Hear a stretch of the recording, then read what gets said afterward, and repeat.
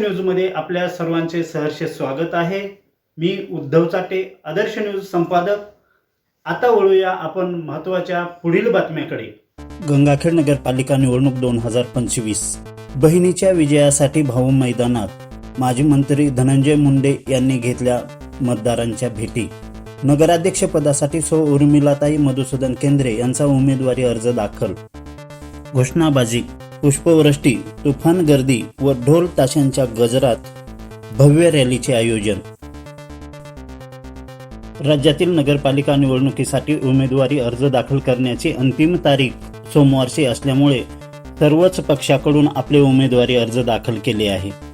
गंगाखेड नगरपालिका राष्ट्रवादी काँग्रेस अजितदादा पवार गट व शिवसेना उद्धव बाळासाहेब ठाकरे गट यांच्या नगराध्यक्षपदाच्या उमेदवार सौ उर्मिलाताई मधुसूदन केंद्रे व त्यांच्यासोबतच्या सर्व सदस्यांनी उमेदवारी अर्ज दाखल करताना भव्य रॅलीचे आयोजन करण्यात आले होते।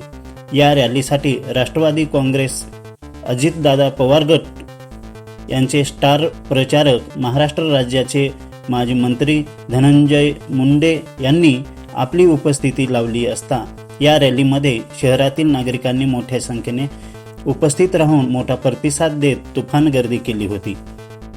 माजी मंत्री आमदार धनंजय मुंडे यांनी व्यापारी व मतदारांच्या भेटी घेत माझी आका उभी राहिली आहे, त्यांना व त्यांच्या सोबतीच्या उमेदवारांना विजयी करा अशा प्रकारची भावनिक साथ घालून हात जोडून विनंती करीत व्यापारी व मतदारांची मने जिंकली।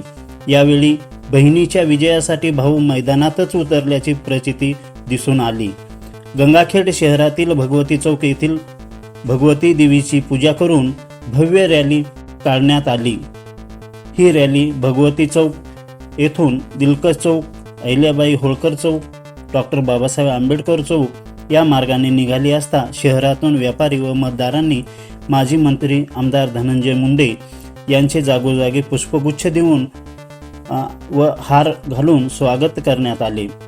या भव्य रॅली दरम्यान छत्रपती शिवाजी महाराज यांच्या पुतळ्यास व डॉक्टर बाबासाहेब आंबेडकर यांच्या पुतळ्यास पुष्पहार अर्पण करण्यात आले।